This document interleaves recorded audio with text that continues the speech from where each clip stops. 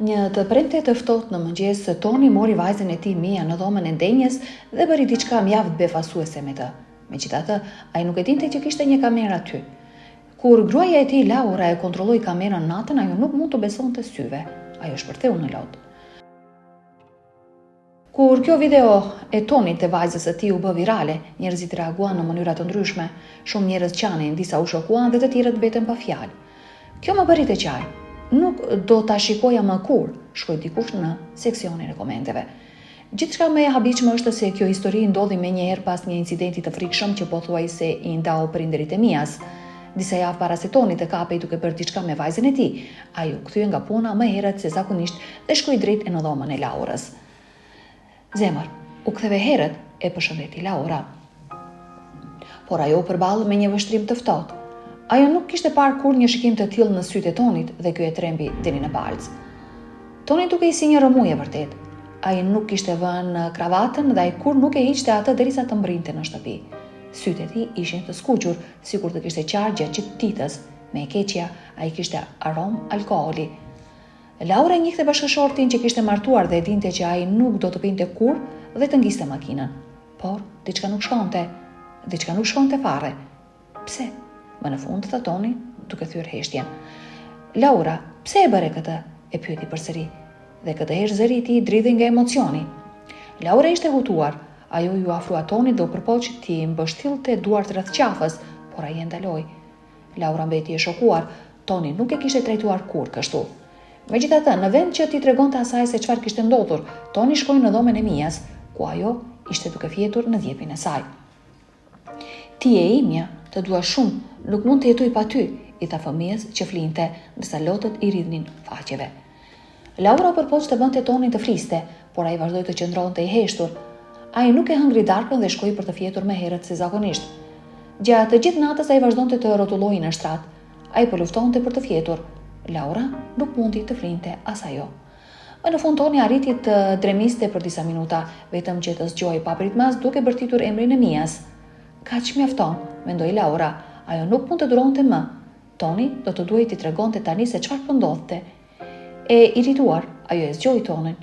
Ti ke qenë duke u sjell shumë çuditshëm, që kur u ktheve nga puna, dhe nuk thua asgjë, po më çmend, i tha ajo me zemërim. Ajo që ndëgjoi më pas e bëri të ngecste në vet. Toni u ul në shtrat, kaloi gishtat nëpër flok dhe bërtiti. Charlesi erdhi në zyrën time dje. Ai tha që Mia nuk është vajza ime, por e tij. Charlesi, pëlbëzoi Laura.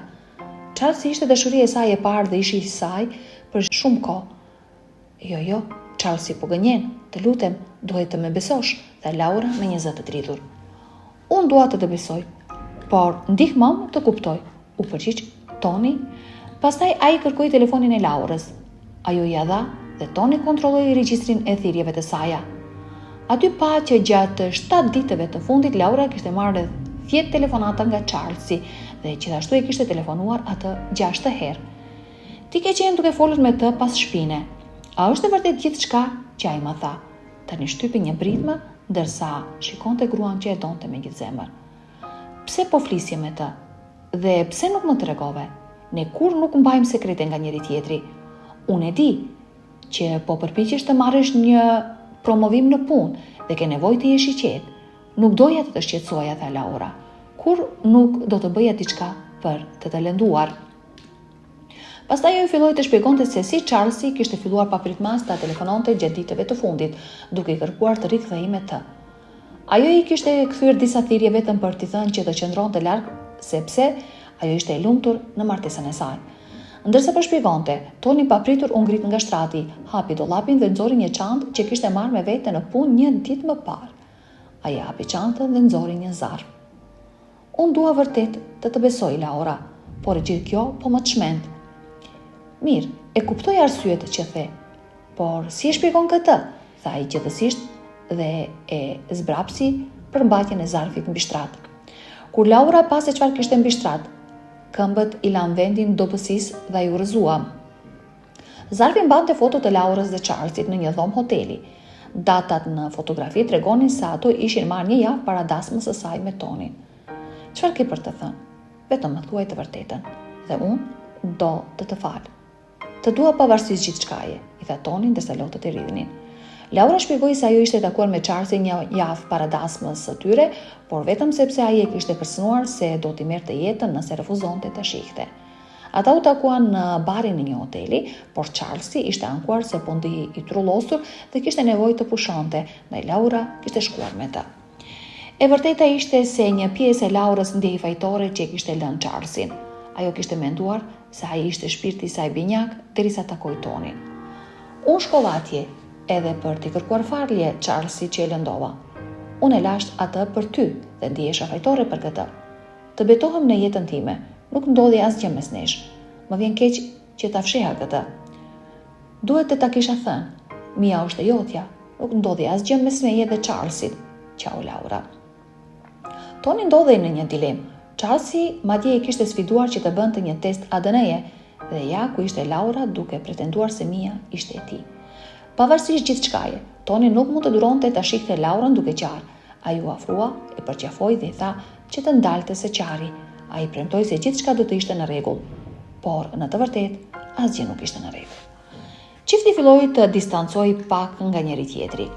Toni nuk donte të bënte testin ADN-s, por e dinte që kjo ishte e vetmja mënyrë për të zgjidhur këtë situatë që po e rrezikonte martesën e tyre, kështu që ai vendosi ta bënte testin. Ndërkohë që prisnin rezultatet, Toni u përpoq të ishte një bashkëshort i dashur.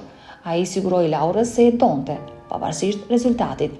Sa për Laurën, ajo e qortonte vetëm vazhdimisht për fshehjen e informacionit të rëndësishëm nga burri i saj.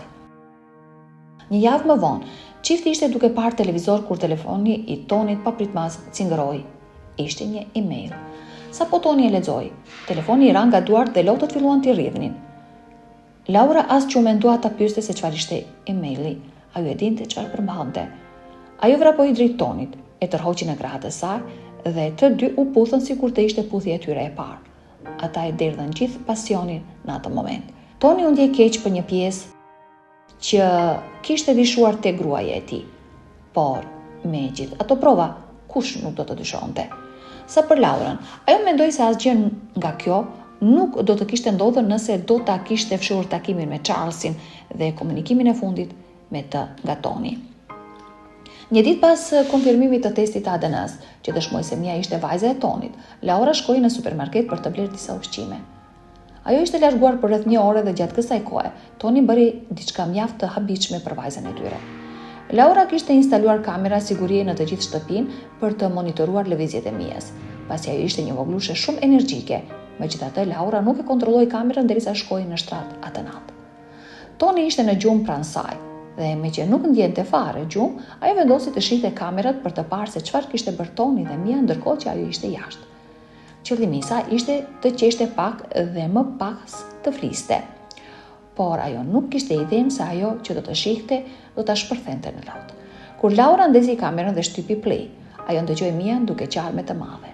Pastaj ajo pa Tonin duke u ngritur nga divani në dhomën e ndenjës dhe duke shkuar në dhomën e Mias. Ai filloi të këndonte një ninull, por voglushja vazhdonte të qante. Disa minuta më vonë kamera tregoi Tonin duke u kthyer në dhomën e ndenjës me Mia në krah. Ai e uli atë butësisht në tapetin e dhomës, pastaj shkoi të ndiste muzikën. Sapo muzika filloi të luajë, Toni nisi të kërcej, duke parë që të gjitha përpjekjet e tij për ta qetësuar vajzën kishin dështuar. Ai vendosi të bënte diçka krijuese dhe qesharake për ta bërë atë të ndihej më mirë. Fillimisht Mia thjesht e shikonte baban e saj. Por lëvizjet e tij të çuditshme ishin aq qesharake sa Mia, e cila sapo kishte qenë duke qarë, filloi të qeshte me të madhe. Por ishte ajo që voglushja bëri më pas që e bëri Laurën të shpërthente në lot. Mia filloi të kopjonte lëvizjet e babait të saj dhe shumë shpejt baba e bi po kërcenin, përqafoheshin dhe qeshnin së bashku. Ishte një pamje kaq e bukur dhe emocionuese, se Laura nuk mundi t'i mbante lotët. Ajo pa se sa shumë e donte Toni Mia dhe sa do ta kishte shkatruar nëse do të rezultonte se ajo nuk ishte vajza e tij biologjike. Por ajo gjithashtu e dinte se pavarësisht gjithçkaje, ai do ta kishte dashur njësoj. Pas shikimit të videos, Laura ju afrua Tonit dhe e puthi butësisht. Faleminderit që je kaq i duruar dhe i dashur. Mia dhe unë të duam shumë, je një burr i mrekullueshëm. Ndoshta Toni e ndëgjoi në gjumë sepse ai u kthye nga ajo dhe pëshpëriti, të dua më shumë, para se të fillonte të griste sërish. Pak ditë më vonë, çifti arriti të merrte një urdhër ndalimi nga gjykata duke kërkuar Charlesit të qëndronte larg tyre. Kjo histori vërtetoi se dashuria mund të kapërcejë gjithçka. Çfarë mendoni për këtë histori? Më tregoni mendimet tuaja në seksionin e komenteve. Faleminderit që ndoqët këtë histori dhe shihemi herën tjetër.